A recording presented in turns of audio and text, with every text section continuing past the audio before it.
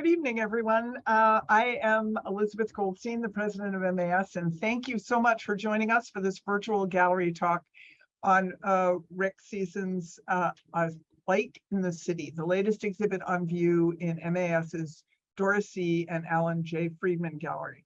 Before we begin, I'd like to direct your attention to the chat where the MAS staff has placed some helpful hints, including information about closed captioning for tonight's program. If you need any assistance during the event, please feel free to message MAS using the chat function. Throughout the event, you'll also be invited to use the Q&A function at the bottom of your screen to ask any questions that you have about Rick's work. We will answer these questions towards the end of the program. Capturing scenes of New York City life with a particular eye for the changing character of light, Season's art evokes the experience of the seasons in all 5 boroughs. From the bright skies of spring and the enveloping rays of summer sun, to the sharp shadows of fall and the cool softness of the winter light, Rick's exhibit depicts a year in the life of the ever-evolving metropolis. I am now thrilled to introduce Rick Season. Rick is a Brooklyn-based artist who has been working primarily in oil painting since 2015. After graduating from the Savannah College of Art and Design in 2005, he moved to New York City to pursue sound editing for film. Coming from a filmmaking background, his instinct in painting leans heavily on the art of storytelling. In 2018, Rick had his first solo exhibition titled City Witness, featuring a series of paintings themed on stories from his community on the Lower East Side. In January 2022, he had his second solo exhibition titled Guiding Lights, which portrayed characters in isolation having a direct interaction with a light source. The series was directly born from pandemic living. Along with works of art containing narrative, Rick is also pursuing a personal ongoing documentary project by filming and interviewing local artists in their studios, discussing their projects, their processes, their stories. He discovers the many ways there are to be a working artist. Next, I'm delighted to introduce Johnny Thornton back to the MAS virtual stage to converse with Rick about his work.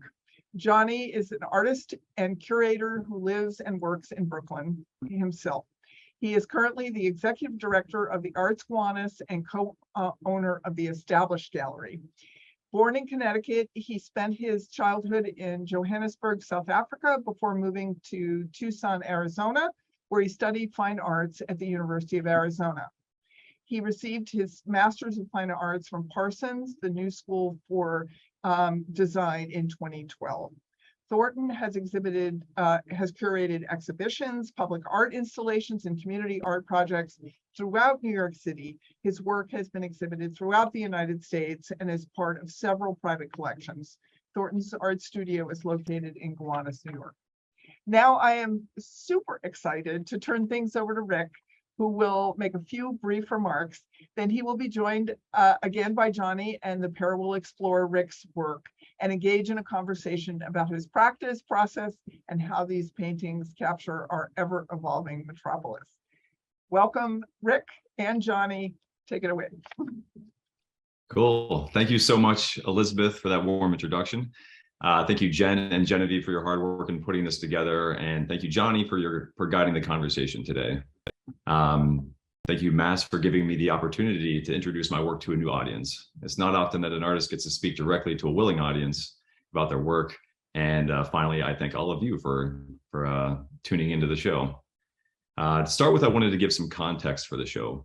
I hope to shed some light about what I make and why I make it. So thanks for bearing with me on this prepared intro. I've been painting seriously for about 7 years, and most of the paintings in the show are from the last 2 years. When I first started painting, I honestly had a lot of trepidation about it. Painting is a way of speaking. It's a strategy to communicate. It's a means to give oneself a voice. But I didn't want to add more noise to an already noisy world. I wanted to ask myself first, did I even deserve a voice? So before I even really started, I had a couple of rules for myself. The first being, if you're going to speak, say something of value, add something to the conversation. The second was to capture contemporary life. I thought the most meaningful use of an artist's time was to capture their daily life in the day and age as they saw it. The value is that artists can record their communities in a way that history books just can't do. I wanted to be a part of that tradition. So I decided that my primary subject would be New York City. And third, and most importantly, I wanted the theme of my work to be a force for healing in divided times. For a long while, I wrestled with how to even start. What was my art's objective? I thought about what it means to live in New York City, what it means to live in America. I thought about the divisiveness that seems to define our modern society, why we can't seem to solve our problems. I began to find direction towards a theme when I spent some time in my dad's house during the beginning of the pandemic. On his bookshelf, I found some cliff notes for the Odyssey by Homer, and it sent me down this rabbit hole on Greek tragedies. They put into focus for me that the challenges that we face today are some of the same that we've been facing for thousands of years. We all know the phrase, to be only human. What it means to me is that to be human is to be full of contradictions. I thought of our simultaneous need for tradition, which is also in direct conflict with our need for progress. We want security, but we also seek freedom. We want stability, but we also want spontaneity. We want community, but we also seek individuality. So our contradictions often lead to distress, which we experience in our lives, in our relationships, and when governing our communities. These contradictions, they're in us. They're hardwired because we are, after all, only human. And that's something that we just can't change. So for my small voice to be a force for healing, I decided that first I must acknowledge that for everyone, no matter their station in life, knows what it is to struggle. And struggle can take many forms. For many, it can be a heroic act just to wake up in the morning, to face the day, to face expectations, to face the morning headlines, to face our own contradictions. There's heroism in being alive. And for that, everybody deserves empathy, because being alive is hard to do. I thought that the idea of empathy could be where healing starts. And so empathy became my theme. My next challenge was to find a method. One of the best vehicles for depicting empathy is storytelling. Because I went to film school, I felt comfortable using the same concepts that are used in filmmaking. We're all familiar with storytelling in movies. We all have the ability to enter into a character's world, feel the way that they feel, share their experiences, to empathize with them. I wanted to bring that same effect into painting by giving the viewer a sense that this person is alive, feels love, feels fear, a sense that the character is a person with a history. There's a sense of a before and after. The time is also passing within the image. So there I had it. I wanted to make contemporary paintings of New York City that told stories of empathy. My paintings feature the city in various ways, but you'll notice that a lot of them are set in city parks. To me, our city parks are places of rest. They're places where you can witness New Yorkers who have stopped and are reflecting on their lives. So that's some quick context for the work. I hope I didn't lose anyone there. That can tend to happen when you bring up Greek tragedies. But instead of droning on, I think it's best to just jump into some paintings. So I've asked Johnny Thornton to be here with me today. He's my life preserver as I talk about my own paintings. That can always be a struggle. Johnny, you there? There's my guy. Yeah, so Johnny's a good friend of mine, along with his wife, Hallie, is the owner of established gallery in Brooklyn, of which I'm an associate director. Johnny is the executive director of Arts Gowanus. As Elizabeth mentioned, they're an amazing nonprofit that's worth looking into for sure. So thanks for being here, Johnny. Appreciate it. Thanks for having me. Firstly, I'd like to thank Mass for inviting me back. This is my second artist talk, and I'm super honored to be here. Thank you, Genevieve, Jen, and Elizabeth. And thank you, Rick. I'm really honored to talk about your work with you today. Just to give a little context of how I know Rick, I met Rick when Rick moved into the studio next to us at the Arts Gowanus Studios, and immediately the nicest person ever.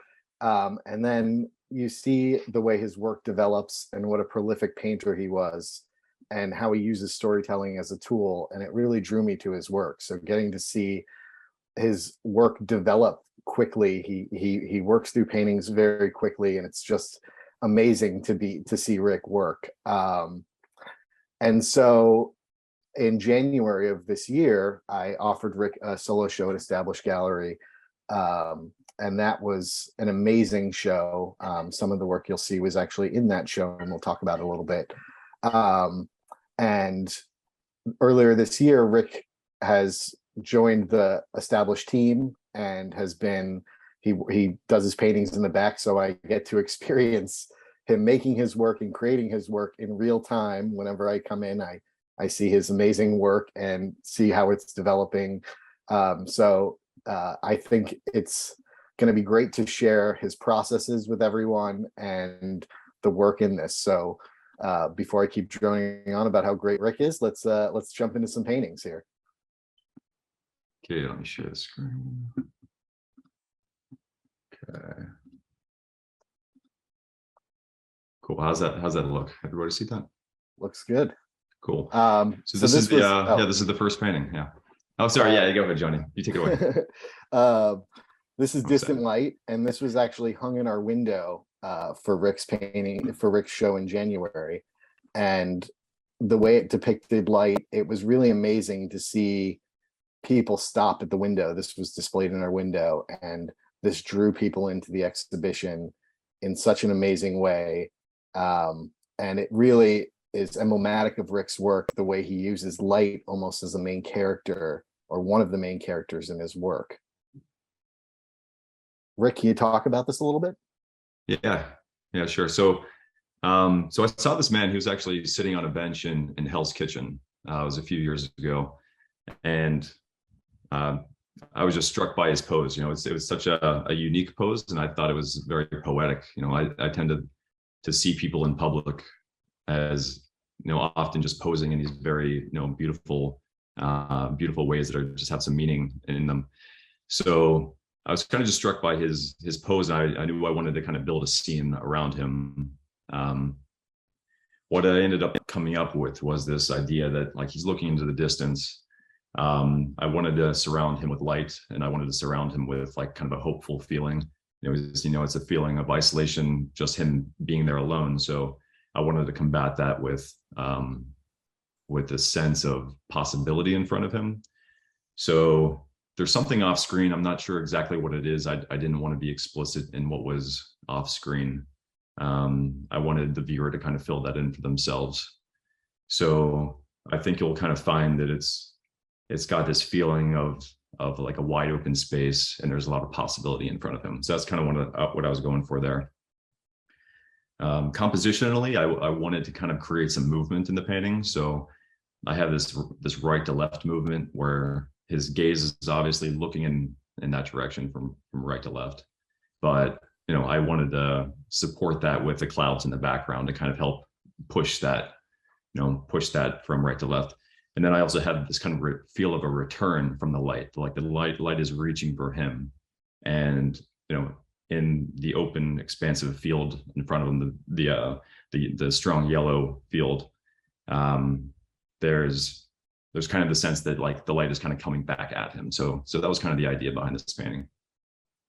And I think this painting for me is really a great example to start with, because I think that it gives the viewer enough context, but it still leaves it ambiguous enough for the viewer to create their own narrative in terms of what's happening in the painting, which I feel like is a really strong element of your work. I think we should move on to the next one, which would be Shoes on a Wire, which is the quintessential New York scene. I love the way this is rendered. I love the light and sky as part of the composition. What led you to choose this subject matter? Yeah, it's one of those things that you see around New York, and it just feels like, wow, this is a New York scene right here. And just looking up, you know, I think when I saw these shoes, I was struck by that just bright blue sky behind it, and how it just, you know, really, it was just this very simple but beautiful thing. These shoes hanging from a sky. Shoes are this personal item. For them to be kind of just displayed for the whole world to see from a wire at an intersection, I thought was kind of fascinating. I've heard that, you know, the shoes kind of are a marker of gangland, but I'm not really sure if that's completely true. But you know, it definitely gave me a sense of story, that, you know, shoes are a story. The shoes, like, they take you places. You know, they have this kind of meaning behind them, inherent in them. So shoes as a subject I thought were kind of cool and told a story. So yeah, so that's kind of the background on that one. Yeah. Cool. Next one. Yeah, let's go to the next one. All right, cool.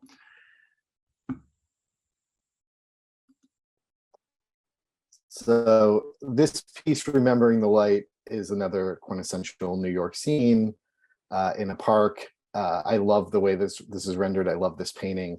And just to tell a little story about this painting, this was part of Rick's exhibition in January. And it was kind of right after Omicron started. You know, it was very isolated.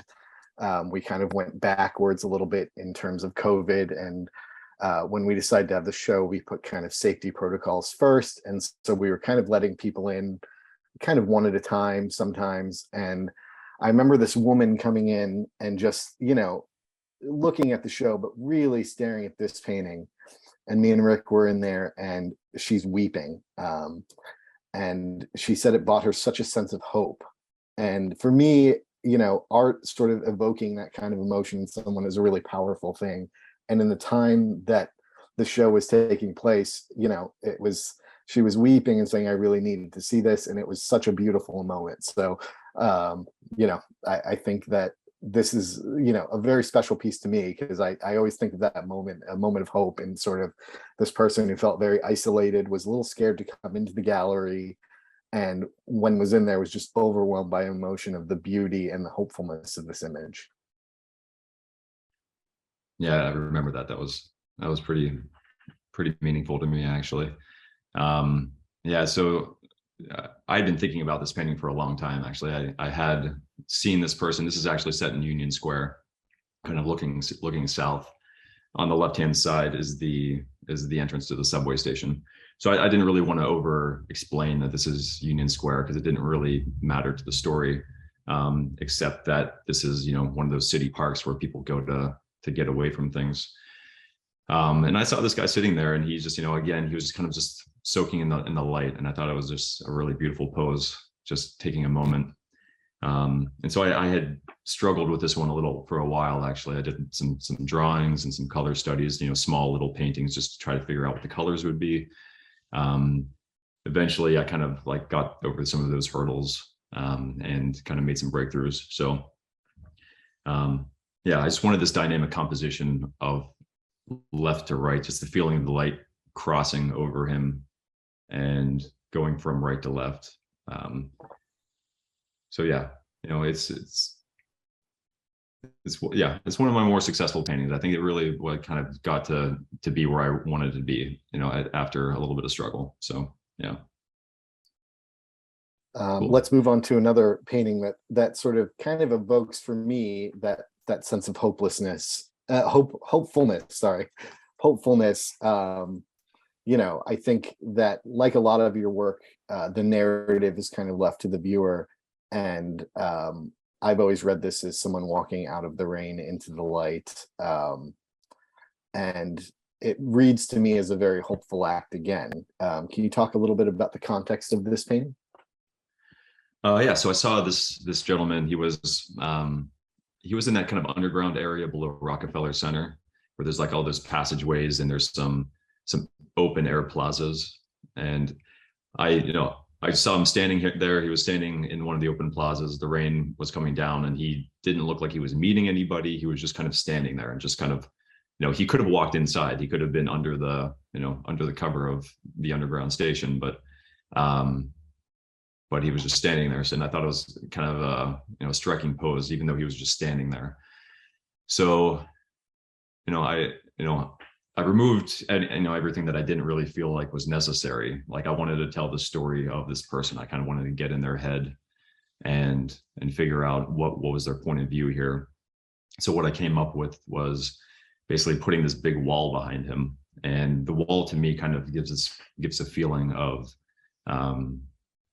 like a lack of options. Maybe, maybe there's only one direction, and maybe he's kind of been on a path that was not his own making his whole life. And maybe now he's kind of at the precipice of something. And this precipice is maybe a decision that he can make for himself, maybe to change his life, or whatever it may be, I wanted it to be full of hope. And I kind of had this idea that rain could be a cleansing kind of feel, and then the light coming through the rain could just feel like pure, like a kind of a purity feeling.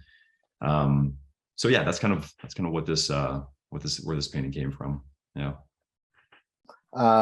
This is a very Brooklyn aesthetic. I think everyone who lives in Brooklyn finds these beautiful.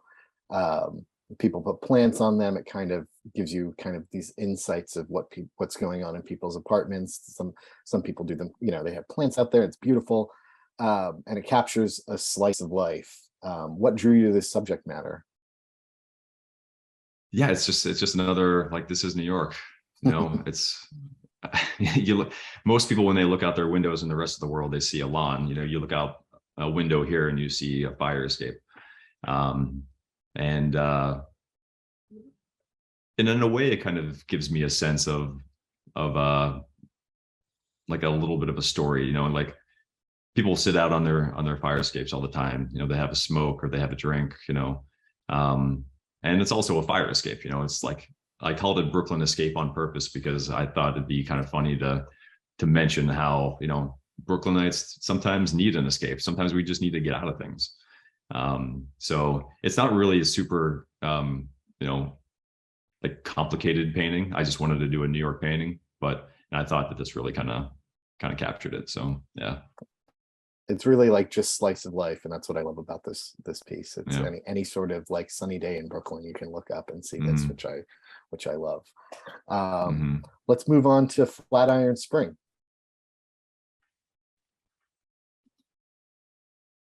So this one interests me because it's less of a bright sky. It's a little bit, has a more mysterious quality with the lone figure. What were you sort of going for in this work? Yeah. So yeah, right. This is an older work. I was kind of, at this time, I was starting to explore atmosphere more. And I really wanted to try to figure out how can I create a unified atmosphere that had a lot of mood in it. So I have this storm that's kind of rolling away in the distance, and it's making room for this light that's coming in. And I don't know if you can kind of tell, but this is the first time I really explored the idea that light could be moving in a painting. So you can kind of see it creeping, from the left to the right through the trees along the ground. It was the first time I thought that light could actually be like, a character. It could be more than just, a thing in a painting. It could actually have some action itself. So that's really like, kind of why I wanted to include this one, because it kind of captures the city, and it kind of captures how like light can move between the buildings. And it's something I think we experience a lot in the city. Yeah, absolutely. With the Flatiron building, which is just so iconic, New York. Just a wonderful piece. And I love the way the light is rendered. So I love this piece. Let's go to another one, A Light from Above. And this is another one of those solitary park paintings that I love so much. Is this from a specific park? This one is not. This is a woman that I saw actually in a plaza in just north of Times Square. At the time I was working in sort of a corporate environment, there was a plaza out front, and there was a woman sitting there. This is like one of the first nice days of the year.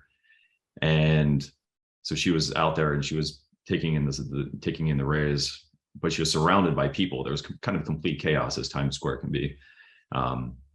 And it was almost like those people just didn't exist for her. And so, I saw her, I thought it was a really striking pose, and I like to collect poses and then kind of build a world around them. So I took this pose and I put her in this space that I thought that she thought she was in. She's, in her mind, there were no people, so I didn't want to include any people. I wanted to just kind of create this moment where she was fully, submerged in the warmth of the sun, the rays coming from above her. And then on a more compositional front, I really wanted to have this kind of swooping movement from left to right that kind of culminates in that focal point, which is her head, right, kind of makes that the moment. So yeah, that's really the background of this one. again, it took me a while. I worked on this one for a while, and it was much more colorful. The bushes were greener. The bench was more like a brown color, and it wasn't unified yet. So I really had to figure out how to make the light, be coherent. Yeah. Gotcha. Let's move on to the next one. This one gets a lot of attention in your studio from people who know this location. Cup and Saucer. I didn't know of it, but people who know it really stand in front of this painting and have enjoyed it quite a bit. Where was Cup and Saucer? What's the story behind this work? Yeah, Cup and Saucer is actually, so in the foreground, that street is Eldridge, and then the street that's kind of going to the distance and curling around to the bridge, that's Canal Street. It kind of curls up, and there's those kind of Greek style buildings. This one I get people walking, and it reminds them of Edward Hopper's paintings a lot, and that's kind of at the time I was thinking about Edward Hopper. I was thinking like I really wanted to like capture his ability to to minimalize the painting. I kind of had to remove a lot of things that were in the painting, like street lamps and signage, because it just wasn't really. It wasn't my job. My primary job as a painter, I think, is to make a good painting. So I had to sometimes have to use some artistic license to make it as good as possible. So I chose this subject, Cup and Saucer, because it was my favorite diner. My wife Andrea and I lived in the Lower East Side for a while, and this was like the best diner in the neighborhood. It got great light in the morning. The windows would get all steamy, and the griddle would be constantly sizzling, and it's just that comfort feeling on a Saturday morning. So I wanted to do this painting. I knew I wanted to do that as a subject, but kind of figuring out like a good way to capture that light, like hitting it, took a while. So I ended up with this very geometric kind of sun arrangement. Like the light is hitting the building and a kind of a cross section, and then the light is creeping down between some buildings and illuminating the phone booth, and kind of everything is kind of pointing towards the guy. Everything is kind of culminating in the man holding a coffee mug, just kind of taking in that morning sunlight. Well, it's really successful. Let's move on to the next one. This one is, I believe, Performance on a Train. And I think all New Yorkers can kind of relate to being on a busy subway. Someone comes in and you just get lost in their music, which I think is one of the best parts of our city, is all the creative talent we have around. Can you talk a little bit about this painting? Sure. Yeah. I think it's funny sometimes, when you see it, like you mentioned, when a musician comes on a train, it's a moment, and everybody's on the same page. Oh, this musician just walked on the train, and like, what are we all going to do? Most people keep their heads down, and they only look up sometimes whenever they know the musician's not looking. And kind of thought it would be interesting to have this particular arrangement as, this woman who's he's got her attention with the music, and she's looking over her shoulder. I feel like it's a piece of music that she needed, something that she maybe needed in her life, and so she's breaking away from things. I wanted to support her gaze with like that strong light, because this is kind of a little bit of surrealism. Trains don't really look like this. They're usually not that dark. There's almost never this super dramatic light coming from cutting across the car. But what I wanted was to put him mostly in darkness. I wanted him to be in darkness because I wanted it to be all about his music. And I thought that this light would really strengthen that connection between her and the music. So it's great. And I love it. I love fun. it when you use the subway as a subject matter. It's really great. Mm-hmm. Let's move on to the next one.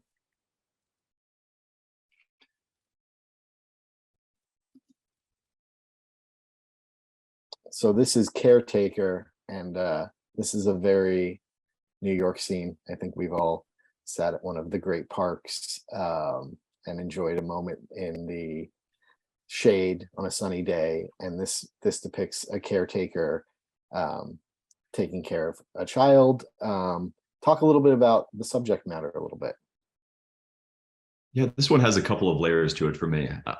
One thought is that, I think in capturing, like I talked about capturing the spirit of our times and like what it's kind of like to be alive right now, how, what it's like. And one thing that I kind of think about often is like just how people are so overworked. And, it didn't used to be that, you need dual incomes to run a family or to keep a home. And now it's kind of a reality. And going to the park, I've noticed that there's tons of caretakers and they've got children, and they spend every day with these children. And I think it's like such a maybe a special relationship that I didn't experience that myself, but I think it's really fascinating that there are people out there that are taking care of children that aren't their own. And I really wanted to kind of capture that relationship too. So it's a dual thing of like, calling out that there's so many people, that caretakers are even needed in our society. And also that, I also wanted to capture this special relationship that, that exists between, caretakers and the children they look after. So this one might end up being a larger painting. I'm not sure. I'm kind of debating. This one's small. It's only 12 by 9 inches. It's kind of an idea at the moment. Great. Let's move on to the next one. I believe the next one is Bold Song. And this is another subway scene with a musician playing. And this one kind of just reminds me of that, this part of the thing I love about the city is we're all kind of, people from different backgrounds are all kind of put in these common spaces and experience the same thing. Can you talk a little bit about this painting? Yeah, this one's, it's got sort of a simple theme for me. It's and it kind of means a lot to me. It kind of strikes it home for me as an artist trying, right now I have the ability, I'm able to share my artwork with people, and it's a very meaningful thing to be able to share your artwork with people. For this particular character, this is a young musician who's walked onto the train, and he's sharing his creativity with the train. And I think it takes a certain amount of courage to walk onto a train and share music with people who are disinterested. And I kind of wanted to just commemorate this young man for doing that, for having the guts to walk onto a train and share his creativity, and just bring some beauty into the world. Bring something positive. I love this piece. Keeping attention to time, let's move on to the next piece, which is Dog Walk. Oh wait, I'm sorry, I have the wrong one. Let's get that one. Fishing Prospect Park. This is another instance of you capturing. Wait. Do I have is this fishing in Prospect Park? Yeah, this is fishing the East River. Oh, okay. Maybe it got tangled. I got it tangled. Tell me a little bit about this. Yeah, sure. This one's pretty small one. This is a gentleman I saw under the FDR, and it's a morning painting, and somehow it came out green. I just kind of went with the flow of the moment. I have sort of this this violet misty this mist coming off of the East River and kind of unifying the background. But yeah, I see a lot of fishermen, and I think it's a fascinating thing to do when you're trying to get out of the city. It's like an interesting recreational activity. Cool. Let's move on to the next one. Yeah, this one I have is Dog Walk. Oh, great. That's what I have. So maybe I just didn't, I didn't put that. So this is a scene that I'm very familiar with, having my little dog Max. Usually you strip out the people from your painting and concentrate on the solitary person as the subject matter, but this one could be very accurate because I've been out there on snowy days walking Max when the streets are completely empty. And that's often what walking a dog in the dead of winter is like. Where is this? Is this in Dumbo? This is Dumbo. Yeah. I don't have a ton to say about this one. This one, I loved the way that this person was posing, just watching their dog. Just, I don't know if they were taking a moment from their work day, or because people are working from home now, or what. But yeah. Well, it's very slice of life, that I've been many times. And so let's move to the next one, which I believe is Fishing Prospect Park. Yes. Okay. Right. This is another instance of you capturing sort of a solitary recreational moment in the middle of the big city we live in, which I feel like you do in a lot of your works. Can you talk a little bit about this? What drew you to this guy? I think it's so great that to depict people kind of enjoying the parks and enjoying what the city has to offer by themselves. Well, Prospect Park Lake it's an important part of the city for me. I lived in Kensington, Brooklyn for 10 years, and Prospect Park Lake was, my primary place to go and kind of, get away from things and kind of be in nature. And I just, you love these parks because you really feel like you can get lost in them. I think that's one of my favorite things about them. And people just go to get away. And so I saw this gentleman fishing, and I loved how he was backlit against the water. And I thought it would be another, example of, people finding that recreational moment to kind of take time for themselves, and which I think is necessary. I kind of want to be an advocate for people taking time for themselves and finding their thing. So yeah. Great. Let's move on to the next one because we're a little over time. I want to make sure we have plenty of time for questions at the end. This is Black Liberty Leading, and this is a little bit of a departure thematically from your work. It has a political edge to it. Can you talk a little bit about that? Yeah, I mean, I wanted to include this painting in the talk because, I've never done a painting like this. And in June of 2020, it was after George Floyd's murder. I just felt like, a lot of artists did. They wanted to create something, wanted to that this was an important moment in history and that it should be recorded, and we should be, proud that this moment was happening. We watched as, peaceful protesters were fighting for, equity in the justice system. And, our Black community was doing that for us. I thought it was important for me as a white man to make my stamp on things like this is my position. Like I'm, I look to the Black community as leaders here, and I want to stand behind them. So this painting was, it's very large. It's 6 feet wide by 4 feet tall. And it's set in Columbus Circle. Columbus Circle statues on the right, and Trump Tower was in the distance. And, it's just, to me, those are both symbols, old and new, of the wrong way. And I'm kind of happy that I made a stand on this painting. Okay, and let's go to our very last painting that's in the exhibition. This is Manhattan from Pier 4. This is such a beautiful landscape and a great way to sort of end things off. Was this a plein air work? I did a few plein air paintings from the park of this view.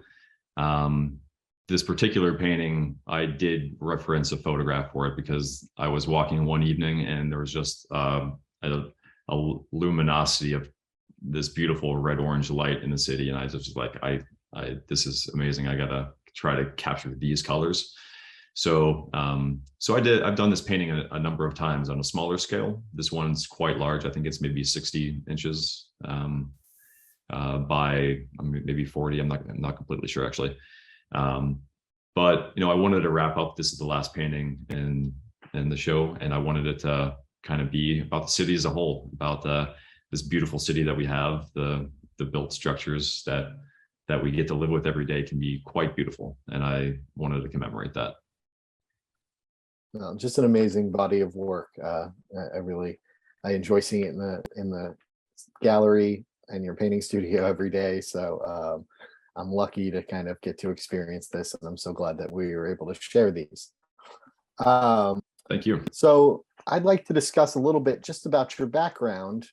You said you started painting around 2015. What started you painting? What sort of was the beginning of this whole journey? Well, I've been kind of creative my whole life. I tried to do illustration in art school.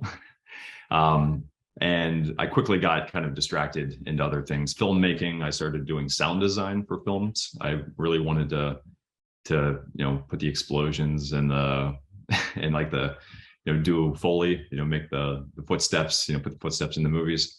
So I got into sound design, and that really got me into storytelling. And I've kind of always carried that with me. Like I was always fascinated by storytelling. But then I kind of got into the real world, and I needed to pay rent, and so I ended up taking jobs that were more tech focused, and I kind of didn't really do anything creative for a long time until I think it was 2015. My mother-in-law asked me for a painting for Christmas, and I made one, and it turned out pretty good.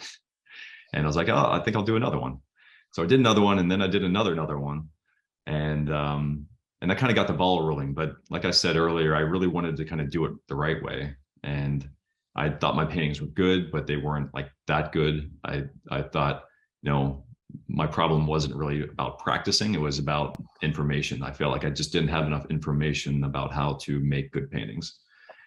So I started doing some more research. I took some classes with a great teacher in Park Slope. And things started to kind of go from there. And I just kept making paintings. I think if you love doing something, you just got to keep doing it, keep doing it. Great. And where do you find your inspiration for works? I mean, aside from the surroundings, which I think you've covered, what's sort of the most inspirational things to you? The biggest ones I would say are I go to I go for long walks often. I'll just go for a long walk. I'll just spend some time in the city, and I'll just try to just have those happenstance moments with the people that live here and try to capture those moments. So definitely inspired by the city itself. Music is a big thing. I typically have one song for every painting that I do, and I listen to that song every time I start painting to just realign my mind with the tenor of the painting. And then films, I would say movies, just watching movies and just being always kind of cognizant of what storytelling can do. Cool. And so I'd like to talk a little bit about your process now. Can you take us a little bit through your process from like concept to execution? I get to see it in real time, and I love seeing that about your work. Yeah, sure. I mean, actually, I've got some slides actually, because I thought this might come up. Let's go back here. So for the performance on a dark train, it starts with some drawings. And really like tiny thumbnail sketches that kind of give me a sense of like just basics, light and dark. I just want to know where the light parts and the dark parts are. I want to like kind of iron out where the motion is, like where things are pointing to, how movement is created in the painting. So I've got a lot of just kind of pre-production work that I have to accomplish first before I know what I'm going to do. And then I'll do a small color study. I'll just do this kind of, not too fussy, just kind of putting some color down and kind of ironing out what this thing could look like. And then I'll do the real painting. I'll just kind of, just scale up basically at that point. It's one of my favorite things seeing about your work. I get to see all this happen in real time, which is always really exciting for me. Yeah. This is one that's actually on my easel right now. So this is the drawing that I've started for it. And this is the painting in progress. So this is called an underpainting. An underpainting kind of gives the artist the ability to iron out the values of the painting. So this is just the first pass. It's got some ways to go. I've got some more to do on this underpainting before I actually start putting color on and really making it the final painting. So yeah. That's great. You mentioned movie making in college. Does filmmaking influence your work in any way? Yeah. some of the biggest things that I've taken from filmmaking are, I love scary movies. Like scary movies, most of them, like, to me, especially the first half of the scary movies, are so they're so successful because they never show the monster. They take so long to tell you what you're supposed to be afraid of, but you're feeling that fear the whole time because you're just looking into those dark corners and they never show you what's there. But you are meeting the filmmaker with your own fears. Like you're bringing your personal sense of fear into that moment, and it's different for everybody. So it's such a smart way to heighten the experience of a movie like that. So I kind of try to use that in my paintings too. I try to minimize as much as possible. Try to only reference things in the most vague ways, so that the viewer can kind of bring their feelings to it. It doesn't have to be just scary movies. It can be hopeful things. It could be really anything. So I would say that that's the main thing that I take from filmmaking. Cool. And I have one final question. We've got about 3 minutes to answer it. But I think it's important to your work. Your works are reminiscent of a lot of painters that us people who studied art history have studied. Are there specific references to your work or inspirations from painters that you've taken into your work? Yeah, I thought you might ask me that one too, Johnny. Let me see here. I got some slides here of a couple of artists real quick we can go through. The first one is the most famous guy, Monet. Monet just has that ability to just create a sense of atmosphere, and like I just mentioned, that vagueness that allows the viewer to kind of just fill in the gaps with their own sense of like what they think might be there. I also love how Monet just like activates the whole canvas. Like every corner of this has some brush strokes that are kind of like invigorating the surface of the canvas. Next up is one of my favorites. I really go to this guy a lot, George Innis. He's an American painter. He's got a small museum in Montclair, New Jersey. His work is just full of spirit. He's kind of known for his beliefs. He has this belief system that he talks about the land, like the landscape around us, like the world that we walk around, the places themselves have a spiritual side to them. Like there's actually a spirit infused in places. And so his paintings just have this amazing ability to give you that sense of otherworldliness. Like there's like a spirit world just on the other side of the real world that he's painting. So I find his work just like extraordinarily beautiful. Turner is a big one. Turner just like, he has the sense of the drama and movement, and he can just take chaos and he can control it in a way that it's coherent. And I think it's really beautiful. If you didn't get a chance, I'm not sure if it's still at the Met right now, but Winslow Homer show has been there for a while. I hope it's not done yet. But he just has like, an amazing ability to take like chaotic moments and drama and kind of simplify them into shapes. And I love how like this particular painting, there are these large shapes that are kind of simplified. It's not too confusing, but he still has this ability to really just tell a story too within this chaotic moment. And I just love, in this particular one, I love this kid. I love this kid just like peeking over the blanket. I love Winslow Homer. And then lastly, who I get most of all is Edward Hopper. People talk about Edward Hopper in my work a lot. Just the sense of isolation and, capturing sunlight in very geometric shapes. I definitely, refer to Hopper a lot in my thinking. So, yeah. Awesome. Okay, well, let's move it on to the audience questions. We have some really good ones that I've been seeing come in. So let's start from the top. This is from Natalie Stegman Gall. Sorry if I'm mispronouncing people's names. You mentioned human nature as being full of contradictions and that you wanted to depict daily life in New York City. Do you focus mostly through the lens of the individual, or do you ever explore the structural, social, and economic contradictions of the neighborhoods that you depict?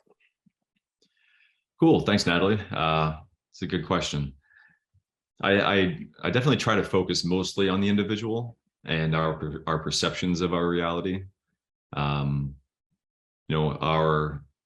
contradictions that I think that are found in our systems and in our community, I feel like always they originate from ourselves as individuals. So I think that's where I would go with that. It's just, as individuals, we have these contradictions, and we're just people. And I think we can get ourselves into trouble sometimes with our inability to kind of see things from a different perspective.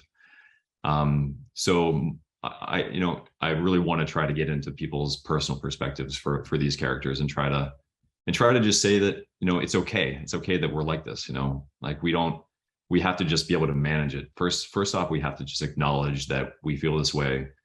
We feel pain, and sometimes when we are afraid, we act out, and that we maybe should go a little easier on each other and kind of let emotions simmer, and then maybe we can start talking about things and start getting into, making some progress on some of our challenges. So hope that answers that. Let's jump to the next one from Francie.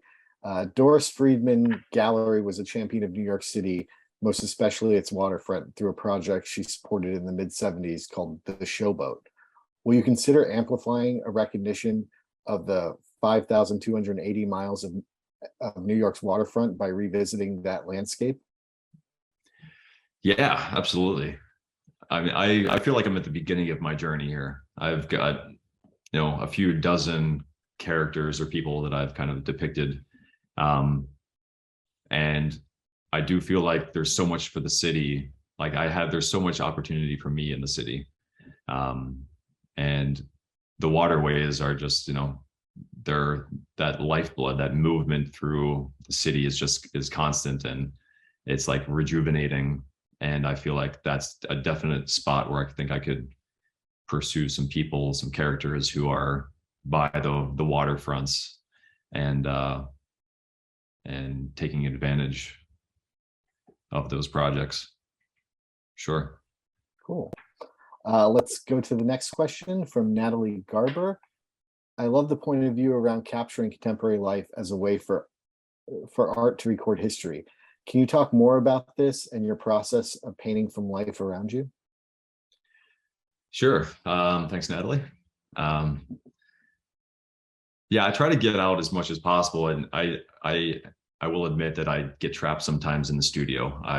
It's a controlled environment, but I do, as much as possible, I like to get out, and with my little Pichard box, it's a small painting box, and just capture real life as it's happening. For me, mostly plein air painting, outdoor painting is, it's like practice for me to kind of like to see color and to hone my eye, just to kind of sharpen my eye.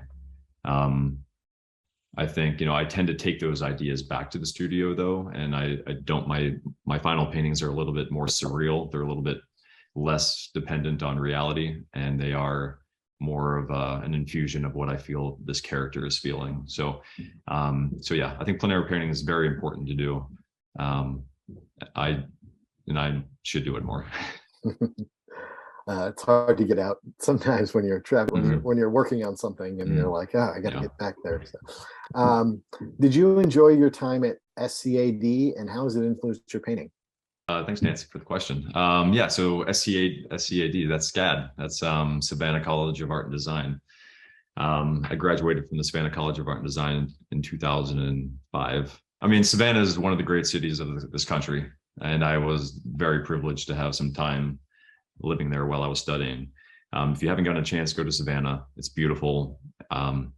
The experience of all of these creative minds all in one place in an art school had a profound effect on me. I think when I went in my freshman year, I think I went down there. I was clueless about maybe even clueless about all kinds of things. I didn't even think I had good taste in music or art. I was just like, but I was willing to be a sponge, and I think that really helped me find some some really interesting things.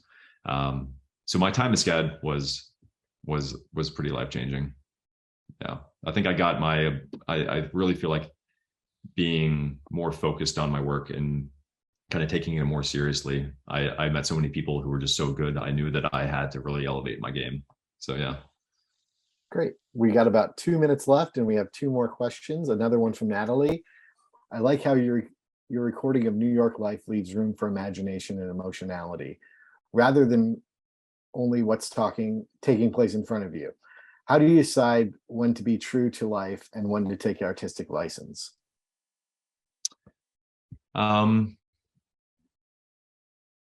Right. So I'm inspired by life around me for sure. I'm inspired by the things that I see. But I definitely, I don't feel the need to copy them directly. I feel like I'm missing out on something if I'm just looking and copying and looking and copying. When I go out and paint from real life, it's a tutorial for me. It's like going out and painting from real life is kind of like learning, for me, it's like learning words, like learning the words of painting. But to me, that's not necessarily making poetry. You have to take the words, or I try to take the words, the things that I've learned from real life, and I've tried to translate them into what I feel is a more poetic arrangement that kind of is communicating the messages that I want to be communicated. Oftentimes, nature just doesn't arrange itself for a painting. It has to be kind of toyed with and kind of moved around and tinkered with in all facets and shapes and colors. And I think that, for me and what I'm trying to communicate, I tend to do that a lot. Great. And we have one more question, which is from Linda Berkowitz, who's a friend of the gallery and actually has a show. Plug for her show coming up this Friday. That's at 53 6th Avenue down the street from Established. Linda asked, do you ever pose people, for example, the man on the bench? Do you ever pose people? For example, the man on the bench? I enjoy figure drawing. I enjoy doing figure drawing and working from the model. It's a good way to learn.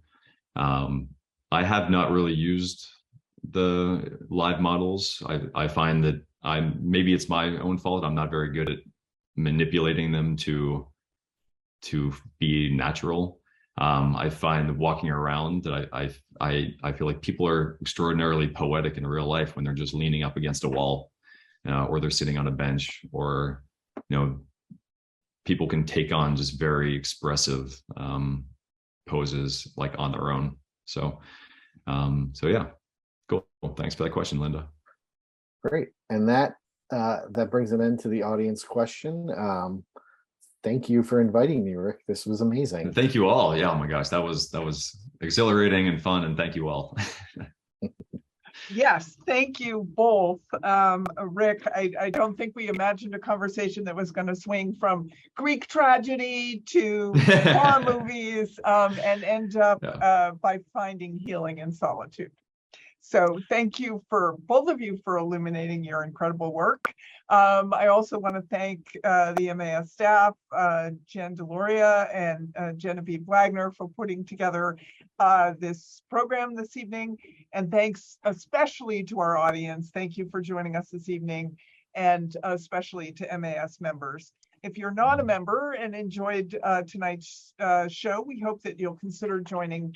Your membership supports not only programs like this, but also advocacy towards a more livable city. See the chat for more information about how to support MAS. And we hope that we will see you at an upcoming program or tour on Wednesday, September 21st, to join MAS at the Museum of the Moving Image as we celebrate the winner of the 2021 Brendan Gill Prize. This year, we are thrilled to recognize filmmaker John Wilson for his HBO television series, How To, John Williams, which is pretty fantastic. At this in-person ceremony, we will be joined by Wilson and members of the Brennan Guild jury to have an engaging conversation about the show, which captures the spirit and unique characters of New York City. Find details plus more information on how to buy tickets in the chat. Soon, we will be announcing our winners of our 2022 Masterworks Awards, which recognize design excellence across the 5 boroughs. To celebrate these winners, we will host a handful of in-person explorations and virtual conversations. Honorees and program details will be announced soon. Later this fall, we will also be hosting a few programs recognizing the 10th anniversary, hard to say those words, about Hurricane Sandy, but stay tuned for details. Once again, thank you for joining us tonight, and we hope you have a wonderful evening. Thank you.